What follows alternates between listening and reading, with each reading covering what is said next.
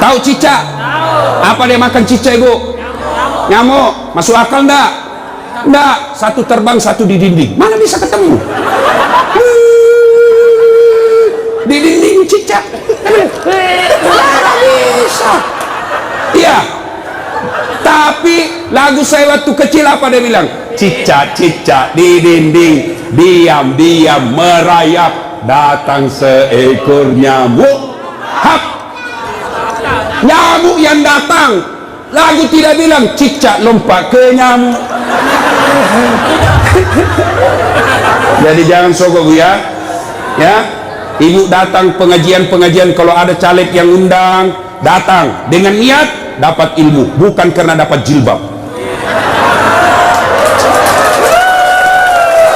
Ya. Kalau ibu niat dapat ilmu di akhirat kelak, Allah cari mana ibu yang datang karena pengajian mau dapat ilmu, ini hadiah dari kamu, saya kasih kau hadiah surga. Tapi mereka yang datang karena ngejar seragam, ngejar sembako, ngejar jilbab, dia akan berkata kepada Allah, ya Allah, mana pahalaku pengajian? Allah berfirman, kau dulu pergi pengajian, kamu kau dapat jilbab toh? Kau sudah dapat, Min. Tidak ada kau dapat sekarang, cilaka. Masih bau kok. Jelas? Dah. Berikutnya, lalu Nabi berkata, masalahnya nak suka jika. Nabi bilang, Nafisah, tenang, saya punya urusan. Lalu Nafisah datang kepada Khadijah, Bunda, bagaimana kalau ada laki-laki suka sembarangnya, mana ada suka janda orang tua. Nabi bilang, iya ada suka. Betul kok, betul. Alhamdulillah. Tapi masalahnya yang suka ki lebih muda dari bunda, tak jadi masalah. Tapi ini anak buah tak jadi masalah. Masalah dia suka di saya. Dia bilang, Nafisah, tenang bunda, saya punya urusan. Coba, ini namanya menjaga harga diri dua belah pihak. Coba kalau Nafisah mau kasih malu Khadijah, datang ke Muhammad, nak suka ke bunda, banyak uangnya, peraski, kesempatan kau ambilin uang banyak, nak suka sekali kok. Coba kalau juga Nafisah mau kasih malu Khadijah, begitu caranya. Atau dia kasih malu Muhammad, tapi tidak, kedua belah pihak dijaga harga dirinya. Begini mestinya tim sukses. Jangan cerita kejelekannya orang, calon ini biarlah, jangan cerita keburukan calon yang lain, lebih baik cerita kelebihan-kelebihan calonnya masing-masing. Kalau ada datang tim sukses yang cerita kejelekan orang, demi Allah jangan pilih dia. Kenapa? Dilarang dalam agama menjelek-jelekkan orang. Bisa Ibu? Betul. 300.000 lewat. Sudah nikah. Khadijah 45 tahun, Rasulullah 25 tahun. Khadijah 40 tahun, Rasulullah 25 tahun. Selisih 15 tahun. Sudah. Setelah menikah, Khadijah sebelum menikah, Bu, Khadijah sebelum menikah itu kaya. Kekayaan beliau 22/3, lebih dari setengah barang-barang mewah yang ada di Mekah miliknya Khadijah. Bayangkan, kaya. Suatu kali Nabi tidur di pahanya Khadijah. Tidur di paha Khadijah. Tidur.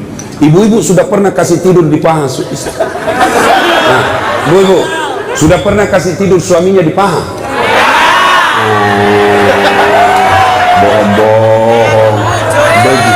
Begitu suaminya mau dipakai, gemes sekali. Bagaimana suaminya kada selingkuh? Ibu kada tahu mengurusi. Nah, coba itu Khadijah, Ibu.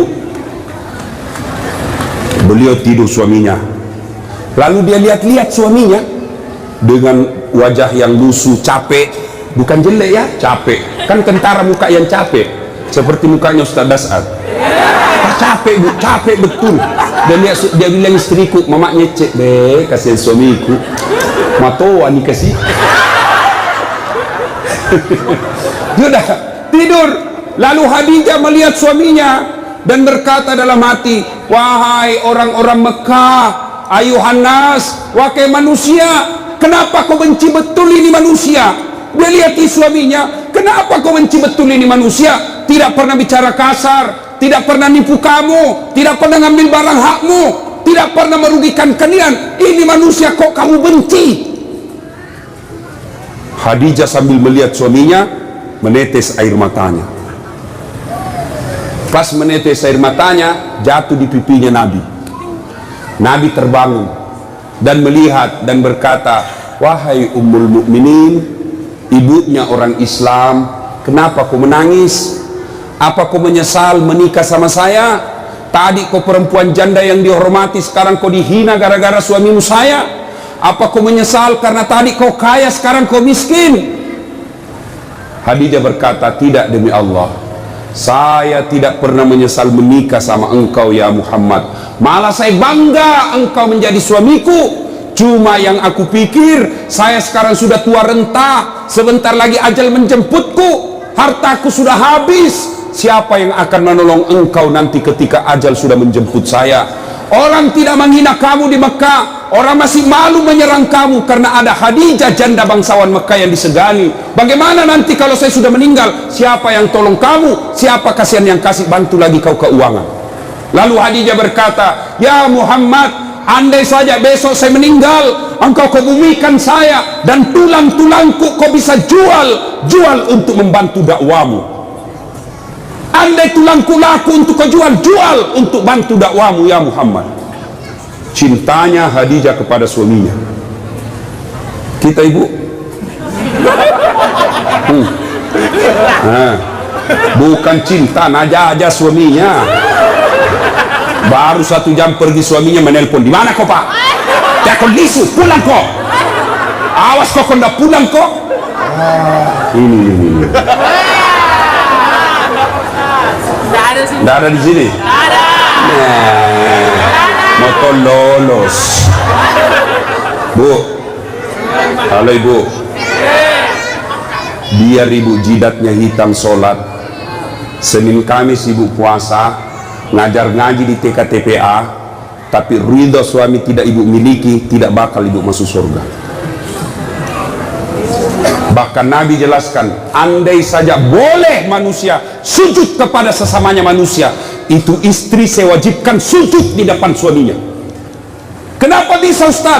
Karena ibu harus tahu, kami laki-laki suami tidak boleh masuk surga sebelum istrinya dulu diperiksa. Kalau ibu rajin sholat, ibu rajin puasa, ibu rajin tadarus, suaminya peselingkuh, suaminya tukang judi, suaminya tidak sholat, suaminya pengedar narkoba, tapi ibu alim, muslimah yang baik, tidak ada urusan, suami masuk neraka, ibu tetap masuk surga. Bahkan Nabi menjelaskan, istri yang taat sama suaminya, padahal suaminya pembuat maksiat, kata Nabi, nih 7 surga kau masuki, tadkhulul jannati bisalam, pilih kau ini 7 pintu surga mana kau masuki, meskipun suamimu bajingan. Beda kami laki-laki, suaminya ulama, suaminya penceramah, suaminya hafiz Quran, tapi istrinya tidak pakai jilbab. Suami istrinya suka pi bertetangga bertengkar, suaminya suka menghasut, suaminya suka ngambil kue kalau pi pengantin.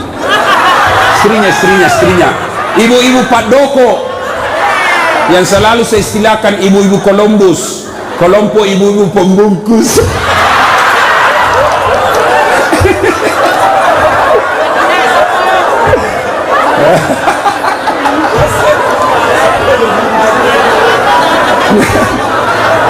Pergi pengantin nasa giloi turung pergi membantu, padahal membantu kasih habis gue. Jangan bu, tidak boleh ya ibu majelis taklim, tidak boleh ibu Columbus. Dah ya, biar sepupu yang punya acara, kalau tidak minta tidak boleh. Nah, kalau istrinya durjana seperti itu, padahal suaminya ulama, demi Allah tidak boleh nih laki-laki masuk surga sebelum dia temani istrinya masuk neraka. Makanya ibu, jangan sakiti perasaan suami. Susah jadi suami bu, kami tanggung dunia akhirat. Ini suka dia takut-takuti suaminya. Kalau ada tamunya suaminya, dia tidak ngomong tapi matanya. Ada juga itu istri begitu. dia pelototi mata suaminya. Ada begitu di sini toh? Ada, makanya ibu ketawa. Anu ibu di, saya izin dulu pergi sama temanku.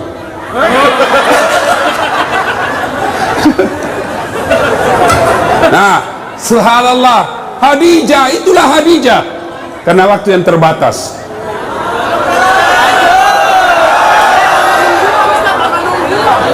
Bu, berapa jam ibu menunggu? 4 jam. Kalau ibu menunggu ikhlas, itu yang nambah-nambah amal.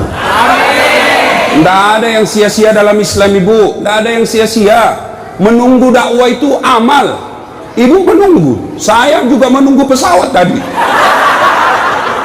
Coba sama-sama menunggu. Nah, sampai lagi tadi di pesawat di atas udara, lama dia putar-putar. Kubayangkan lagi mamanya cek. Bagaimana kalau saya mati? Siapa yang janda istriku masih muda? Coba. Sampai di sini langsung disuruh ceramah. Ibu cuma diam-diam ketawa.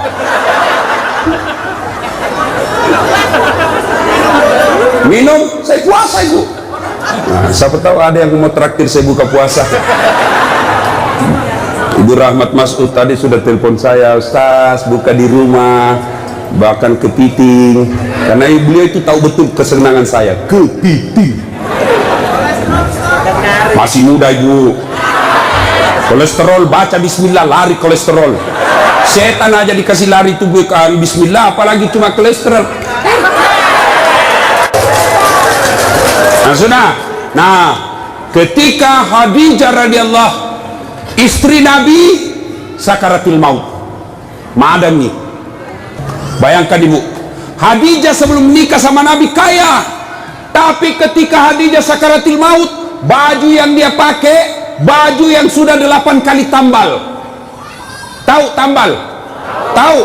Bahasa Perancisnya tepengi. Robe tambal, robe tambal, robe tambal, 8 kali tambal. Dan tambalan yang terakhir, tambalan ke-8, tidak lagi pakai kain. Kenapa? Tidak ada lagi kainnya Khadijah. Akhirnya apa? Khadijah menambal bajunya yang bolong ke-8 kalinya dengan cara apa? Dengan pelepah daun kurma. Miskin. Ada kira-kira ibu-ibu mau begini? Kaya, sudah menikah langsung miskin. Dia bilang, gara-gara kau itu suami kau adalah, saya banyak uangku tadi ku kasih miskin kau, keluar kau dari rumah. Khadijah tidak. Masya Allah, Khadijah ketika sakaratul maut sakit, dia panggil anaknya. Siapa namanya anaknya? Fatimah As-Zahra. Dia panggil, Fatimah, ta'al, anakku sini dulu, dengar ini baik-baik bu, sini dulu nak. Iya bunda, sampaikan ke bapakmu dulu nak, kau pergi mintakan Kak Serban. Tahu Serban? Tahu Serban? Itu seperti nak pakai Pak Nur Hadi, Serban, tapi itu kan gaya-gaya. Tuh. Serban, kata Khadijah, Fatimah, lo koyo lo kuambuk muna. Ilo nggak serbanna, nakku, kau pergi dulu ke bapakmu, mintakan saya serbannya yang selalu dia pakai terima wahyu. Saya mau pakai kain kafan, mudah-mudahan kain kafanku itu yang selalu dia pakai terima wahyu. Allah tidak menyiksa saya dari azab neraka dan kubur. Lalu Fatimah berkata, Mak, kita yang pergi minta. Nah bilang Khadijah, saya malu minta sama bapakmu nak. Masya Allah, ada di sini malu minta sama suaminya? Ada? Jangan nak minta, nak curi. Sudah nak sembunyi suaminya, nak dapat loh. Nak periksa semua dompetnya, kayak pencopet. Sampai-sampai ada suaminya bilang, istri, nah simpang uangnya bu, dibawa bantal, dibawa tempat tidur, dibawa plastik, dibawanya lagi tuh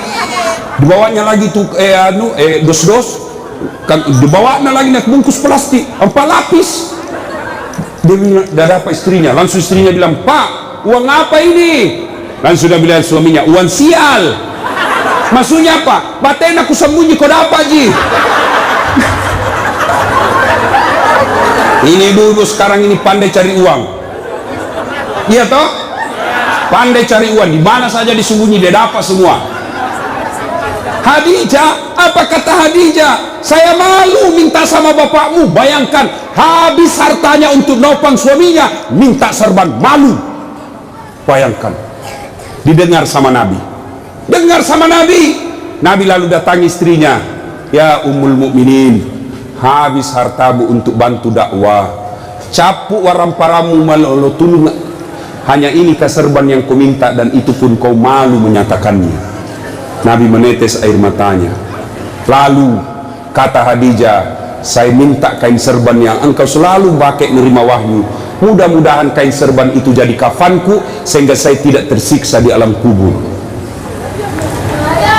Mendengar itu datang Jibril. Datang Jibril, Bu. Jibril sampaikan kepada Nabi, ya Muhammad, sampaikan kepada Khadijah. Masya Allah, karena Jibril tidak boleh langsung bicara sama Khadijah. Kenapa? Hanya Jibril boleh berbicara kepada Nabi dan Rasul, namun manusia tidak boleh. Jibril sampaikan kepada Nabi, ya Muhammad, sampaikan kepada Khadijah, ada salam dari Allah untuk Khadijah. Masya Allah, Allah yang titip salam sama Khadijah, Bu. Luar biasa. Kita saja titip salam dari orang lain sudah senang. Saya bayangkan, Bu, saya pernah terima ucapan selamat hari raya dari Pak Yusuf Kalla. Ucapan selamat hari raya. Istana Wakil Presiden Republik Indonesia dengan ingin menyampaikan selamat hari raya Idul Fitri, mohon maaf lahir batin, taqabbalallahu minna wa minkum. Salam hormat Yusuf Kalla, Wakil Presiden Republik Indonesia, kepada saudara Das Atlati. Seterima itu, Bu, saya buka, saya kasih lihat semua sepupuku di kampung.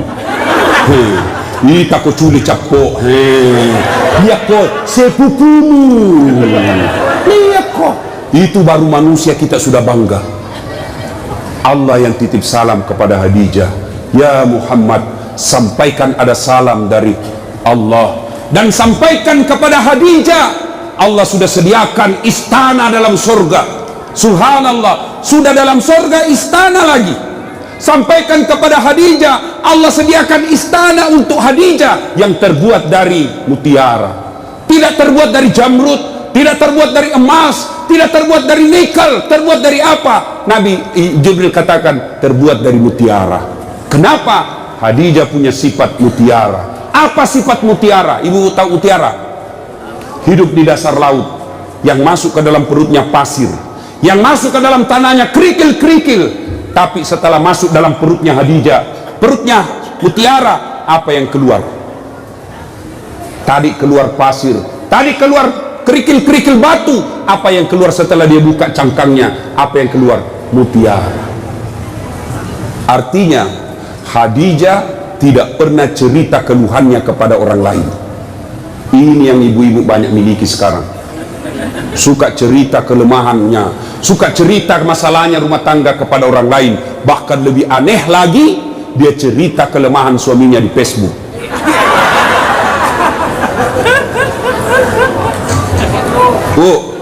Apa ada manusia tidak punya masalah? Ibu kira-kira yakin tak Khadijah penuh dengan masalah dalam hidupnya? Khadijah banyak masalahnya dalam hidup. Beliau kadangkala melihat Rasulullah kelaparan di depannya, lapar Rasulullah sampai pucat beberapa kali tidak makan. Beliau melihat dengan mata kepalanya Rasulullah dihina oleh pamannya, dilihat dengan mata kepalanya sendiri. Khadijah, apa dia pergi cerita? Tidak. Jadi kalau ibu mau punya surga, istana dalam surga, maka ibu punya sifat seperti Khadijah. Apa sifatnya Khadijah? Jangan suka cerita kelemahan rumah tangga. Apa tidak boleh mengeluh? Boleh. Apa tidak boleh curhat? Boleh. Apa tidak boleh mengungkapkan perasaan? Boleh. Tapi kemana? Kepada Allah. Yang dilarang cerita ke medsos, cerita ke tetangga. Ya, ibu-ibu, ada di sini tidak ada masalahnya? Oh, dalam rumah tangga ibu semua orang punya masalah. Contoh, dibilang enaknya itu Ustaz, kenapa? Gagahnya suaminya. Ibu, suami gagah masalah. Kenapa? Dia goda orang, Bu. Apalagi kalau istrinya jelek. Lebih masalah lagi itu. Suami gagah, istri jelek, masalah. Berarti bagus kalau suami jelek, Ustaz. Suami jelek dihina orang, kita lagi malu jalan sama dia. Duluan aja Pak, saya menyusul. Suami gagah, masalah. Suami jelek, masalah. Berarti bagus kalau tidak ada suami. Ya bagus Ibu. Nabi lagi ke orang Gasturi, gadis tua Republik Indonesia. Ayo, bagus kalau banyak suami, lebih masalah lagi. Coba, tidak ada orang tidak ada masalah.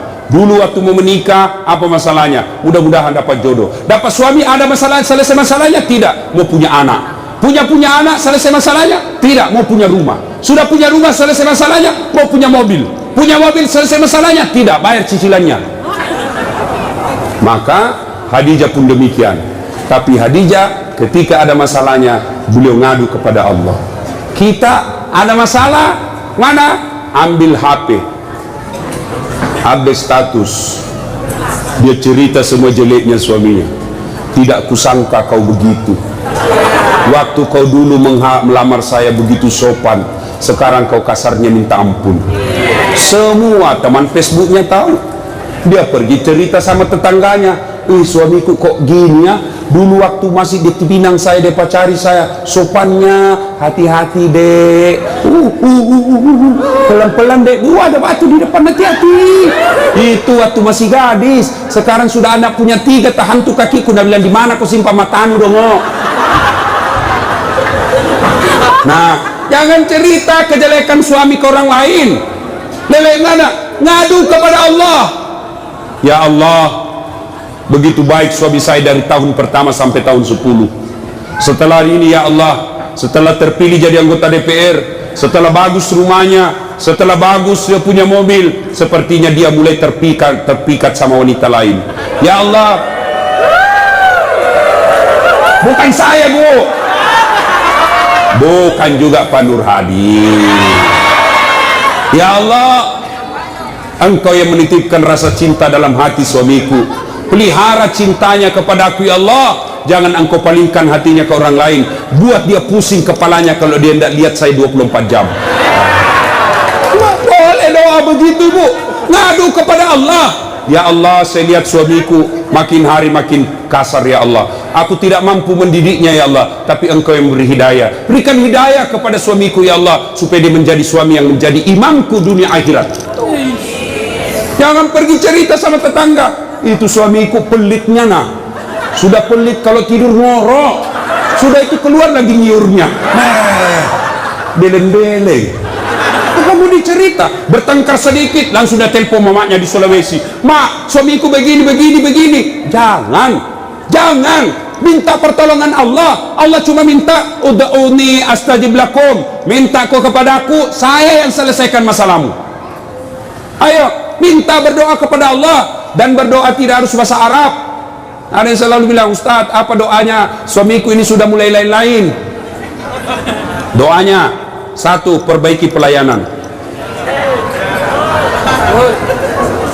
Ini rahasia laki-laki Bu.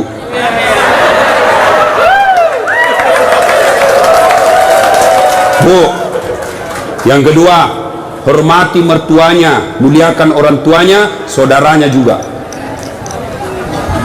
Yang ketiga, ibu harus selalu cantik di rumah. Yang keempat, jangan bicara kasar sama suami.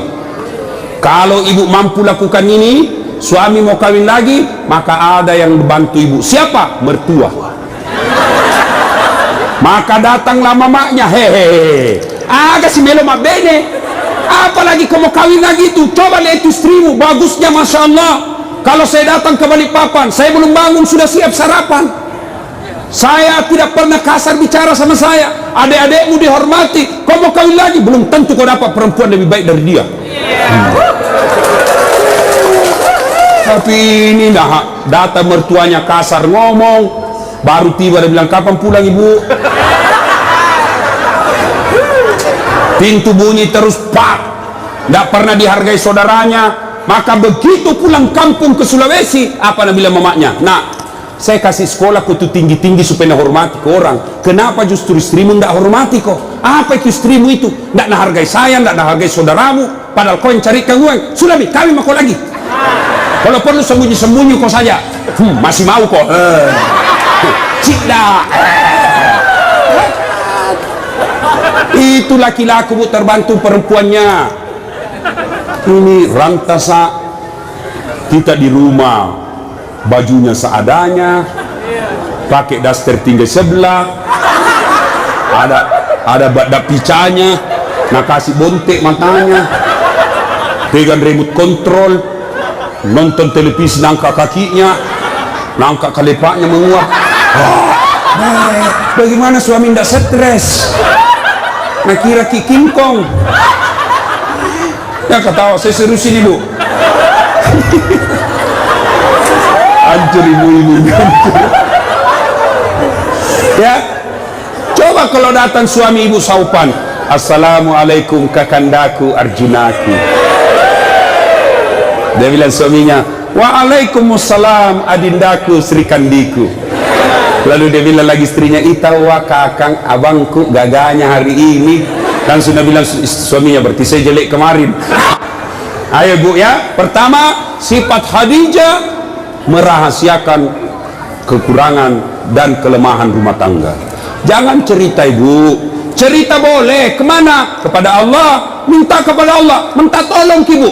Kalau Allah yang tolong ibu, biar perempuan apa yang goda suami tidak akan berhasil. Kenapa? Allah yang lindungi suami.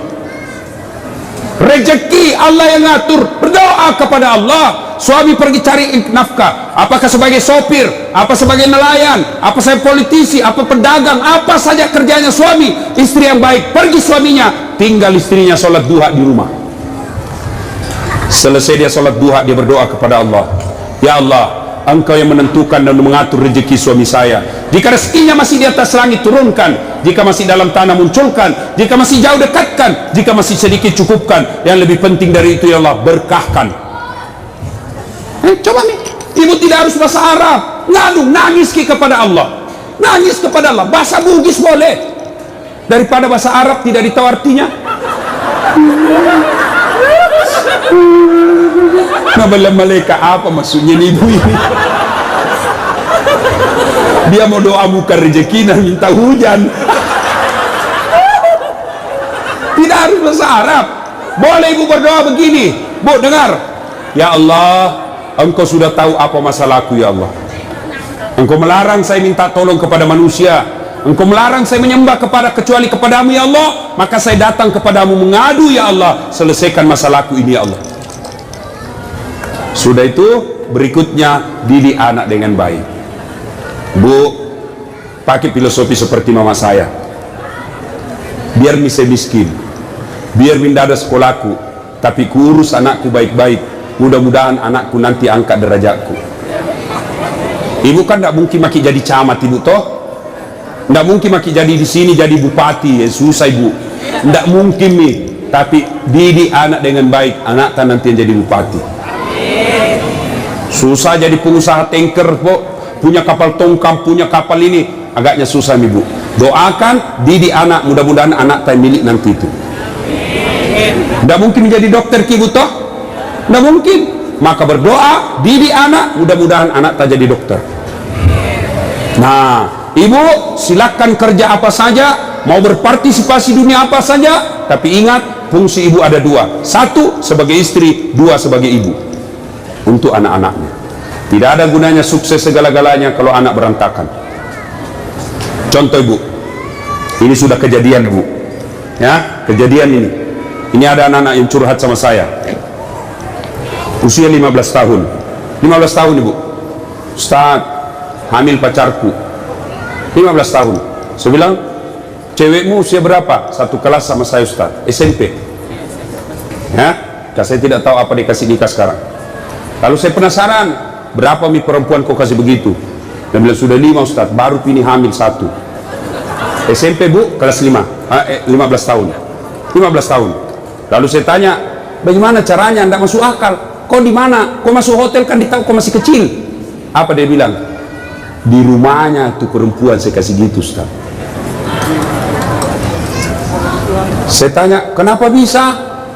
Dia bilang, saya sudah tahu jam berapa orang tuanya tidak ada di rumah. Maka ibu, tidak ada gunanya ibu cari uang kalau rumahnya ibu, tempat tidurnya anak gadis tak yang dibelikan mahal-mahal, dibikinkan kamar, kasih AC, kasih kipas, lalu anak laki-lakinya orang tiduri, anak gadis tak di rumah. Itu fungsinya ada perempuan di rumah. Jelas ibu ya? Itu bukan cuma satu yang begitu, banyak yang curhat sama saya ibu soal begitu. Maka ibu didik anak ya, menurut Quran ibu itu, istri itu fungsinya katifun ya. Apa itu katifun? Satu, diartikan ketek, kalepa. Apa? Gendong anakmu, fungsinya ibu. Sekarang siapa yang gendong anak tak? Kareta, dorong-dorong, sambil menyanyi, dorong-dorong, tidak pernah gendong anaknya. Maka jangan heran anak-anak sekarang tidak dekat hubungannya sama orang tuanya, gara-gara tidak pernah digendong-gendong anaknya. Masih 2 tahun nak kasih PAUD, apa itu pendidikan usia dini, 4 tahun nak kasih masuk TK, 7 tahun SD. Kapan kita didik anak tak? Cepat sekali ambil orang. Gurunya didik, pendidik sebaik-baiknya bukan gurunya tapi ibunya. Yang kedua, fungsi ibu menurut Quran apa itu? Katifun diartikan dada. Apa itu? Menyusui. Siapa yang susui anak tak sekarang? Siapa? Cak sapi. Sekarang tidak mau lagi susui. Dia bilang, anu Ustaz, biar seksi. Bahkan ibu-ibu milenial tidak mau melahirkan, semua mau dibelah. Coba. Nah ibu bapak, karena waktu yang terbatas, insya Allah